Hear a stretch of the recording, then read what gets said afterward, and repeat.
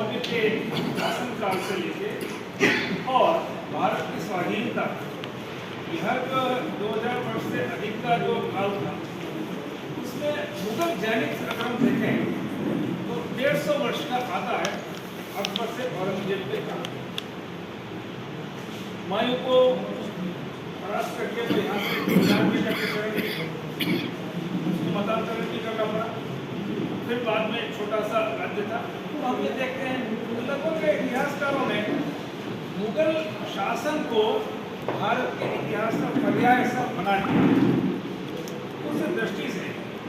और एक अकबर महान कह के और ऐसा स्थापित किया कि सब पूरे देश में सार्वभौम साम्राज्य अकबर का हो गया, लेकिन ऐसा नहीं। और इसके साथ ही साथ हल्दी घाटी में जो महाराणा प्रताप की विजय हुई, हल्दी घाटी युद्ध को आज 450 वर्ष हो रहे हैं, इसलिए इसे हल्दी घाटी सार्ध चतुष्टयी समारोह, हल्दी घाटी विजय सार्ध चतुष्टयी समारोह के रूप में मनाकर ये विमर्श परिवर्तन की दिशा में एक कदम। हम यूँ देखें तो 734 में बाबा रावल कश्मीर के महाराजा ललितादित्य मुक्तापीठ, कर्नाटक के चालुक्यराज विक्रमादित्य द्वितीय, ऐसे कई राजाओं के संघ ने अरब आक्रांताओं को पूर्वी ईरान तक पीछे ढकेल दिया। उस समय से लेके 1711, जिसमें अंतिम मेवाड़ मुगल युद्ध हुआ था बांदनवाड़ा में, गणबाज खां मारा गया, उसकी सारी सेना अपना सारा सामान छोड़कर भाग छूटी। तो एक प्रकार से ये कह सकते हैं 734 से 1711 ईस्वी तक यह जो विभिन्न बाहरी आक्रांताओं के द्वारा जो आक्रमण किए गए, उनका मेवाड़ ने बहुत ही सफलतापूर्वक सामना किया।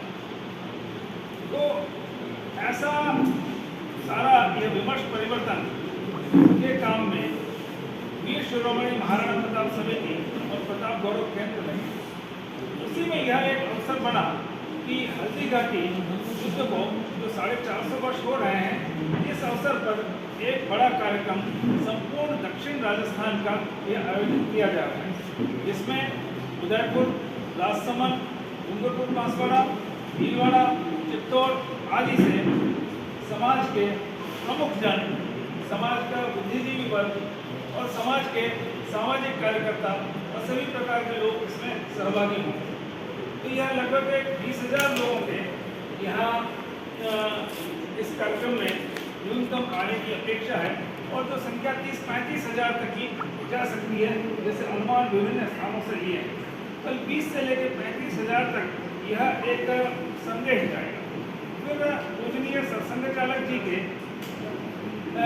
व्याख्यानों का अनुकरण और उन पर एक प्रकार से कहते हैं ध्यान केंद्रित, भारत के बाहर भी करीब 2 करोड़ जो भारतवंशी हैं वो लोग भी, तो एक प्रकार से यह एक अंतर्राष्ट्रीय स्तर पर विमर्श परिवर्तन का यह कार्यक्रम हो रहा है।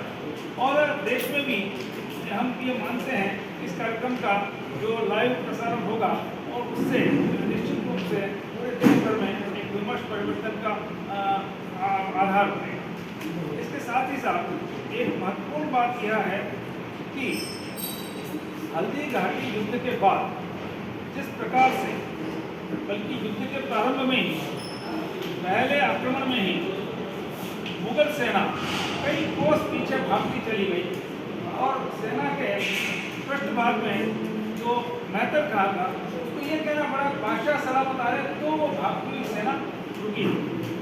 और उसके साथ ही साथ अगर हम देखें उसके बाद मुगल सेना यहाँ से पलायन करके गई, यहाँ पर उसका वर्चस्व नहीं बना, बल्कि यहाँ से युद्ध के मैदान से लौटने के बाद तो इतने डरे हुए थे मेवाड़ के छापामार आक्रमणों से कि उन्होंने गोविंदा के किले में जाकर शरण ली, गोविंदा के चारों ओर खाइयाँ खोद के दीवार बना दी और बाहर अपना दिन प्रतिदिन के राशन के लिए खड़े घोड़ों को काट कर उनके मांस को खाना, लेकिन बाहर रसद एकत्र करने न आना। यानी उसके बाद युद्ध के प्रारंभ में भी मुगल सेना डरी हुई थी, युद्ध के बीच में भी, और उसके बाद भी हम देखें तो मानसिंह जो सेना का नेतृत्व कर रहे थे वो बिल्कुल उनके मुगल सेना के बीच के भाग में थे।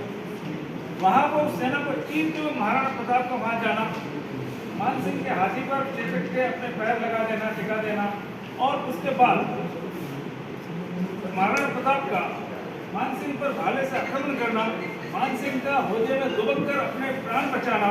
तो ये पूरा जो क्रम है, और उसके बाद जो उस समय मान सिंह और दूसरे सेनापति आसफ खां, अकबर ने उनकी ड्योढ़ी माफ कर दी, उनसे इतने क्षुब्ध थे कि वे जो है मेवाड़ पर आक्रमण में विजयी न हो पाने के कारण और एक प्रकार से अपने उसमें उद्देश्य में विफल रहने के कारण, जिनका लक्ष्य था कि जीवित अमृत प्रताप उनको प्राप्त करना है, वो नहीं प्राप्त कर पाए, क्योंकि ड्योढ़ी 6 महीने तक माफ कर दी, वे दरबार में प्रवेश नहीं कर सकते थे।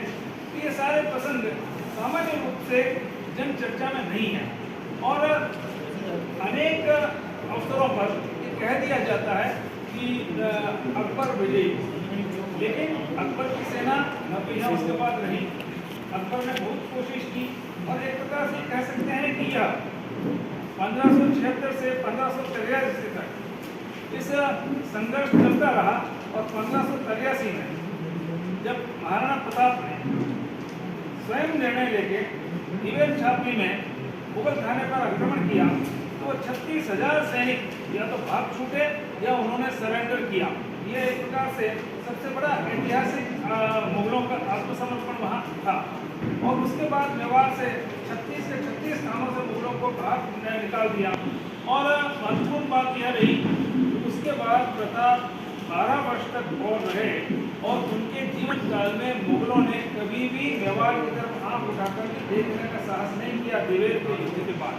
तो एक प्रकार से यह एक हमारा अत्यंत गौरवपूर्ण प्रसंग है, और इस गौरवपूर्ण प्रसंग को स्थापित करने की दृष्टि से यह 450वें वर्ष में यह कार्यक्रम आयोजित किया जाता है। यह सारी बातें ठीक से प्रसारित करने के लिए लगे हुए हैं।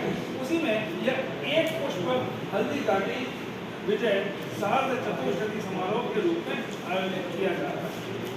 इसके तैयारियों के संबंध में मुझे लगता है महावीर जी जानकारी देंगे।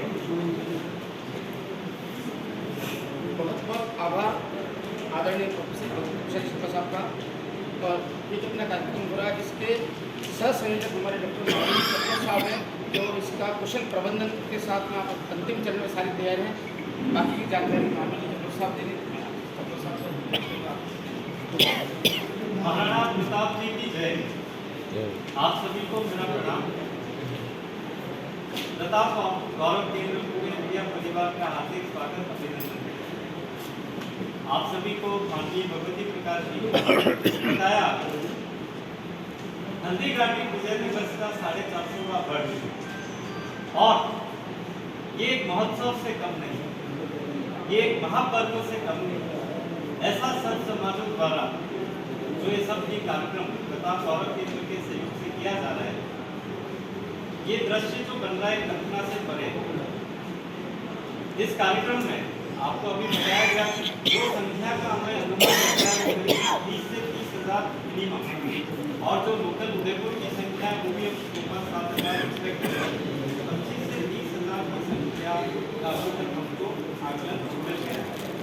इसके साथ ही इतना बड़ा भव्य आयोजन जब हो रहा है, विजय दिवस हम मना रहे हैं, 20 से ज़्यादा समितियाँ हमने करीब 1 माह पूर्व निर्माण कर दी, और वो समितियों में 750 से अधिक कार्यकर्ता 1 महीने से तकरीबन ढंग से लगे। उसके अंदर मुख्य समितियों का मैं अगर नाम लूँ तो जैसा आप देखें, आवास, यातायात, निर्माण, गृह सुविधा, पत्रक वितरण भी हमने 2 लाख से ज़्यादा की है। ये ऐसा जो एक पत्रक गया है, ये 2 लाख से ज़्यादा पत्रक पूरे मेवाड़ राजस्थान में देश के प्रमुख एवं प्रमुख जनों को वितरण किए गए। इसके अलावा सुरक्षा समिति, चिकित्सा समिति, स्वच्छता एवं अन्य विभिन्न यातायात के अलावा आंतरिक यातायात समिति, ऐसे हजारों समितियाँ अभी तक हजारों के स्वयंसेवक इसमें लगे हैं, 20 से ज़्यादा समिति। आप सभी को कोऑर्डिनेशन के लिए अभी हमने कुछ ही दिन पूर्व एक पूरा सुसज्जित कार्यालय का भी उद्घाटन किया, जो गौरव केंद्र के अंदर बनाया गया है। सारा कोऑर्डिनेशन गौरव केंद्र के कार्यालय से रहेगा। आपने देखा होगी नीचे जो भंडारी दर्शन मंडप है हमारा, उसके अंदर 3 बड़े डोम बने। ये डोम भी एक महापर्व ऐतिहासिक बने, जिसके अंदर देखें कम से कम 30 से 35,000 लोगों की हमारी बैठने की व्यवस्था है। चूंकि ये ग्रीष्म ऋतु का समय है, हालांकि मेवाड़वासी किसी भी योद्धा से कम नहीं, लेकिन चूंकि हमारे प्रमुखजन और प्रमुखजन आ रहे हैं तो उनके लिए हमने कई सारे सैकड़ों की संख्या में पंखे लगाए, बिजली की व्यवस्था की है, उनके शीतल जल की व्यवस्था की है, शीतल जल शीतल पेय दोनों की व्यवस्था है। कई स्वचालित हमारे जो टॉयलेट्स हैं वो हमने यहाँ पे रखे हैं। बहुत सारे प्रमुख अतिथि अति विशिष्ट अतिथि भी इसके अंदर हमने निमंत्रण पत्र दिए हैं। उन सबके लिए हमने 3 गेट वालों से उनकी एंट्री रखी है, जिसमें प्रमुखता gate number 1, gate number 2, gate number 3A और गेट नंबर 3B रहेगा। सबकी अलग अलग जो पार्किंग की सूचना है वो आपको पत्रक और आपके मीडिया के माध्यम से पूरे शहर को और जो भी आगे होते हैं वो मिल जाएगी। इसके साथ ही आप देखेंगे तो बहुत ही अच्छा LED का सिस्टम, क्योंकि इतना बड़ा भव्य पंडाल है तो LED की भी पूरी व्यवस्था इसके अंदर रखी है और सबसे अच्छा जो साउंड सिस्टम है उसकी भी हमने व्यवस्था की। कई सारे बड़े जो ख्यातनाम कलाकार हैं वो भी देशभक्ति से गीतों की हमें श्रृंखला की एक प्रस्तुति देंगे और बीच बीच में संवाद भी होते रहेंगे। हल्दी घाटी की जो माटी है प्रमुखता से आप देखेंगे तो महाराणा प्रताप जी की और हमारे परम पूज्य सरसेन चालक जी डॉक्टर मोहनलाल जी भागवत जी वो जो तस्वीर बन रही है वो हल्दी घाटी की माटी से बनी, तो ये भी एक बहुत ही प्रमुखता से आकर्षण का केंद्र रहेगा। बाहर से जितने हमारे मेहमान आ रहे हैं उन सबके लिए हमने भोजन के पैकेट की भी व्यवस्था की। कम से कम आपको जान के खुशी होगी 20,000 से ज़्यादा भोजन के पैकेट की हमने व्यवस्था की है। जो वहाँ पार्किंग लॉट में जो हमारा विद्या भवन एक बड़ा पार्किंग लॉट है और एक राजसमंद और इस से भिलवाड़ा से आने वाले लोगों के लिए विद्या भवन का जो मैदान है वो प्रमुखता से पार्किंग के लिए बसों के लिए उपलब्ध है। वहाँ भोजन पैकेट वहाँ पे भी शीतल जल शीतल पेय और सुविधाओं की हमने तैयारी की। ये सिर्फ एक समारोह नहीं, एक आत्मसात करने का विषय है। हमारे DNA में जो बसा हुआ है कि हम किसी को ये मेवाड़वासी जानते हैं, लेकिन पूरा विश्व में परचम कैसे फहराया जाए उस दृष्टि से भी हमने एक प्रदर्शनी लगाई है। प्रदर्शनी में जो मुख्य रहेगा इतिहास रहेगा, मेवाड़ का वीरों और दिवंगतों के चित्र रहेंगे, ऐतिहासिक विवरण के साथ ये प्रदर्शित किए जाएंगे। क्योंकि वो एक पूरी समिति बनी और आपको जानकर खुशी होगी कि कम से कम 50 से ज़्यादा डॉक्टर का स्टाफ इसके अंदर सेवाएं देने को तत्पर है। ये प्रोग्राम कोई सरकारी कार्यक्रम नहीं, ये जनजन से प्रेरित होकर एक कार्यक्रम रखा गया है। उसके अंदर पूरी चिकित्सा सुविधा रहेंगी, एम्बुलेंसेज रहेंगी, ORS के मेडिसिन रहेंगी। हमने 4-5 बेड्स हर हॉस्पिटल के अंदर रिजर्व भी करा रखे हैं। वो क्या सारी बातें ठीक से प्रसारित करने के लिए लगे हुए हैं। उसी में यह एक पुष्प हल्दी घाटी विजय सार्ध चतुर्दशी समारोह के रूप में आयोजित किया जा रहा है। इसके तैयारियों के संबंध में मुझे लगता है महावीर जी जानकारी देंगे। बहुत बहुत आभार आदरणीय प्रोफेसर साहब का। और ये जो अपना कार्यक्रम हो रहा है जिसके सह संयोजक हमारे डॉक्टर माननीय साहब हैं, जो इसका कुशल प्रबंधन के साथ में अंतिम चरण में सारी तैयार हैं। बाकी की जानकारी माननीय डॉक्टर साहब देने महाराणा प्रताप जी की जय। आप सभी को मेरा प्रणाम। प्रताप गौरव केंद्र पूरे मीडिया परिवार का हार्दिक स्वागत अभिनंदन। आप सभी को माननीय भगवती प्रकाश जी ने बताया हल्दी घाटी विजय दिवस का 450वां वर्ष और ये एक महोत्सव से कम नहीं, ये एक महापर्व से कम नहीं। ऐसा संत समाजों द्वारा जो ये सब ये कार्यक्रम प्रताप गौरव केंद्र के सहयोग से किया जा रहा है, ये दृश्य जो बन रहा है कल्पना से परे। इस कार्यक्रम में आपको अभी बताया गया जो संख्या का हमें अनुमान है 20 से 30,000 मिनिमम, और जो लोकल उदयपुर की संख्या है वो भी हम 7,000 एक्सपेक्ट कर रहे हैं। 25 से 30,000 की संख्या का अभी तक हमको आकलन मिल गया है। इसके साथ ही इतना बड़ा भव्य आयोजन जब हो रहा है, विजय दिवस हम मना रहे हैं, 20 से ज़्यादा समितियाँ हमने करीब 1 माह पूर्व निर्माण कर दी और वो समितियों में 750 से अधिक कार्यकर्ता 1 महीने से तकरीबन ढंग से लगेंगे। उसके अंदर मुख्य समितियों का मैं अगर नाम लूँ तो जैसा आप देखें आवास, यातायात, निर्माण, गृह सुविधा, पत्रक वितरण भी हमने 2 लाख से ज़्यादा की है। ये ऐसा जो एक पत्रक गया है, ये 2 लाख से ज़्यादा पत्रक पूरे मेवाड़, राजस्थान में देश के प्रमुख एवं प्रमुख जनों को वितरण किए गए। इसके अलावा सुरक्षा समिति, चिकित्सा समिति, स्वच्छता एवं अन्य विभिन्न यातायात के अलावा आंतरिक यातायात समिति, ऐसे हजारों समितियाँ अभी तक हजारों के स्वयंसेवक इसमें लगे हैं, 20 से ज़्यादा समिति। आप सभी को कोऑर्डिनेशन के लिए अभी हमने कुछ ही दिन पूर्व एक पूरा सुसज्जित कार्यालय का भी उद्घाटन किया जो गौरव केंद्र के अंदर बनाया गया है। तो सारा कोऑर्डिनेशन उस गौरव केंद्र के कार्यालय से केंद्र कार्यालय से रहेगा। आपने देखा होगी नीचे जो भंडारी दर्शक मंडप है हमारा, उसके अंदर 3 बड़े डोम बने। ये डोम भी एक महापर्व ऐतिहासिक बने, जिसके अंदर देखें कम से कम 30 से 35 हजार लोगों की हमारी बैठने की व्यवस्था है। चूंकि ये ग्रीष्म ऋतु का समय है, हालांकि मेवाड़वासी किसी भी योद्धा से कम नहीं, लेकिन चूंकि हमारे प्रमुखजन और प्रमुखजन आ रहे हैं तो उनके लिए हमने कई सारे सैकड़ों की संख्या में पंखे लगाए, बिजली की व्यवस्था की है, उनके शीतल जल की व्यवस्था की है, शीतल जल, शीतल पेय दोनों की व्यवस्था की। कई स्वचालित हमारे जो टॉयलेट्स हैं वो हमने यहाँ पे रखे हैं। बहुत सारे प्रमुख अतिथि, अति विशिष्ट अतिथि भी इसके अंदर हमने निमंत्रण पत्र दिए हैं। उन सबके लिए हमने 3 गेट वालों से उनकी एंट्री रखी है, जिसमें प्रमुखतः gate number 1, gate number 2, gate number 3A और गेट नंबर 3B रहेगा।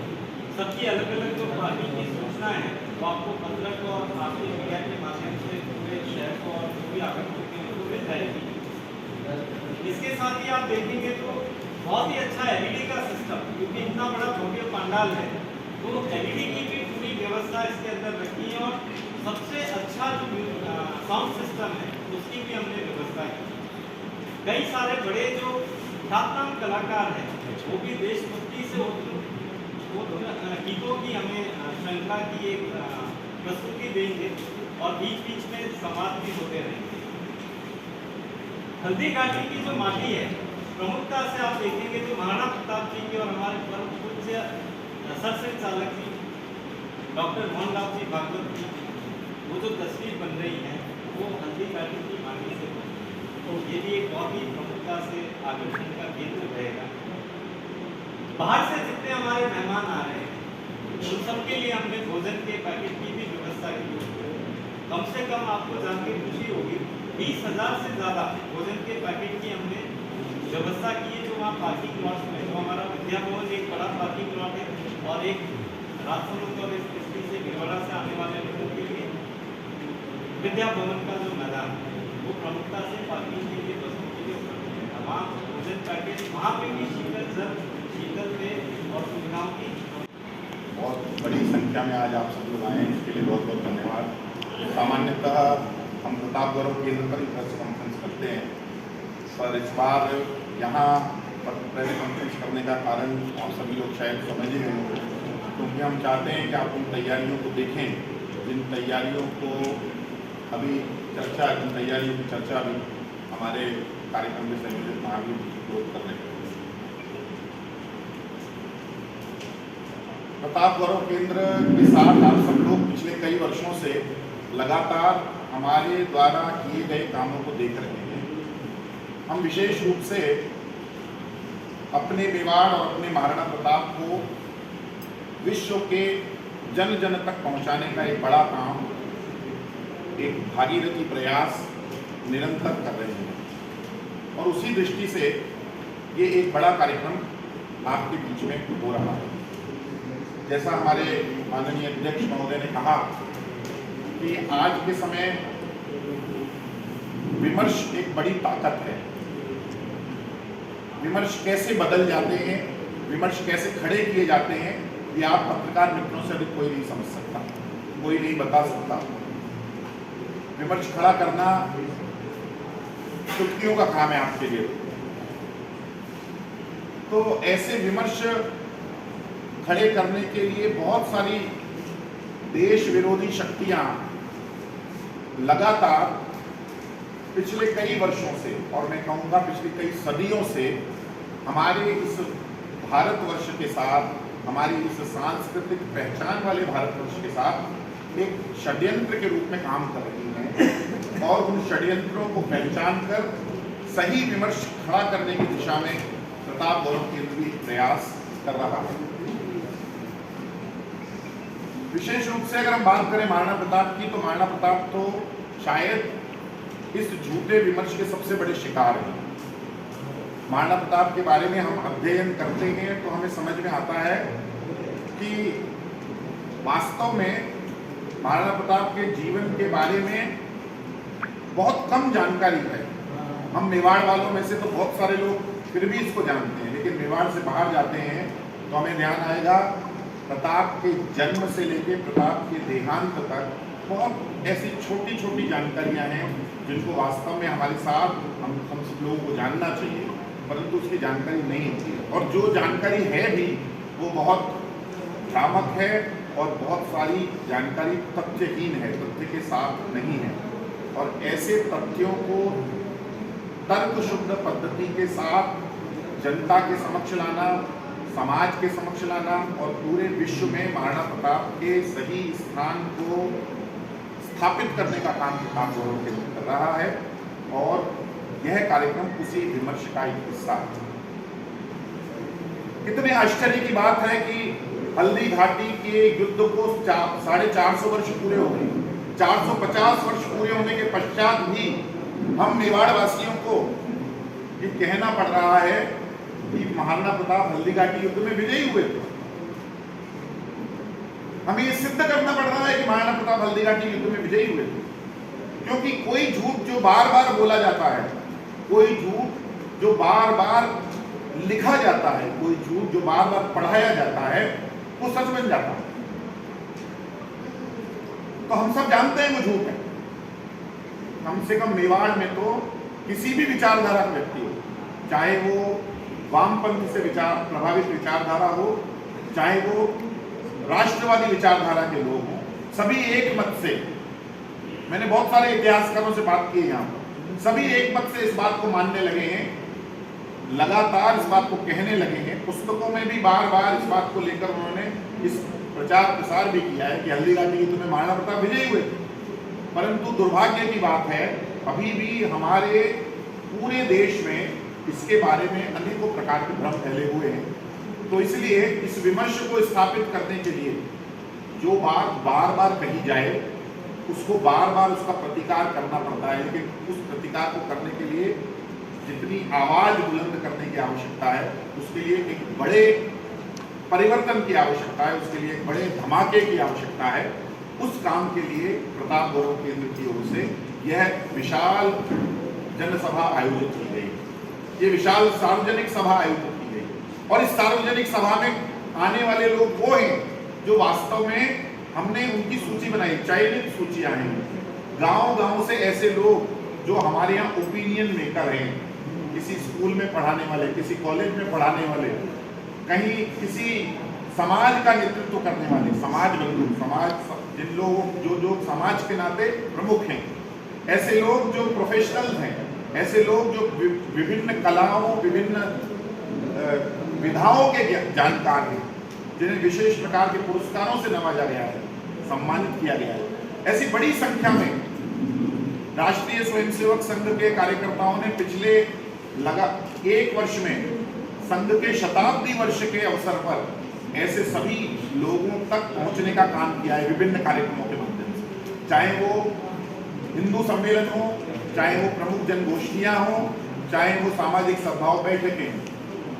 ऐसे सारे कार्यक्रमों में इस प्रकार की समाज की जो प्रमुख शक्ति है, जिसको हम प्रमुख जन कहते हैं, प्रबुद्ध जन कहते हैं, ऐसे सभी प्रमुख जनों और प्रबुद्ध जनों तक पहुंचने वाले संघ के कार्यकर्ताओं के सहयोग से उन सभी लोगों को आमंत्रित करके ये कार्यक्रम का आयोजन किया जा रहा है। यह जो कार्यक्रम है, इस कार्यक्रम के माध्यम से ऐसे ओपिनियन मेकर्स को इस विषय के बारे में एक प्रकार से उन तक ये बात पहुंचाई जाने वाली है, उनका प्रबोधन किया जाने वाला है।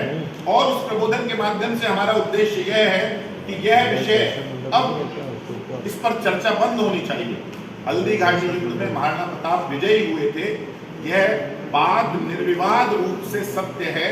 इसके लिए हम सब लोग कटिबद्ध होकर एक स्वर में दोनों हाथ उठाकर जब जोर से बोलेंगे तो सारा विश्व उससे गुंजायमान होगा।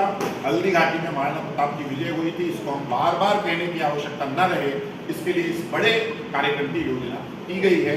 आप सब लोग लगातार सहयोग करते हैं। प्रतापगढ़ गौरव केंद्र के किसी भी कार्यक्रम में, किसी भी प्रकार के हमारे उपक्रम में आपका लगातार सहयोग रहता है। तो इस विषय को लेकर भी मेरा निवेदन है, हम आपसे आग्रह भी करेंगे, ऐसे विषयों के इतिहासकारों से बात करके प्रमाण सहित तो जो विभिन्न लेख विभिन्न इतिहासकार लिखते रहते हैं, ऐसे सभी लोगों से आप लेख आमंत्रित कीजिए और इस विमर्श को स्थापित करने में हमारा सहयोग कीजिए कि हल्दी घाटी में महाराणा प्रताप विजयी हुए थे। ऐसा द कलर्स 18 उदयपुर न्यूज़ को सब्सक्राइब करें और हमेशा अपडेट रहिए। द कलर्स 18 उदयपुर न्यूज़ को सब्सक्राइब करें और हमेशा अपडेट रहिए। सारा विषय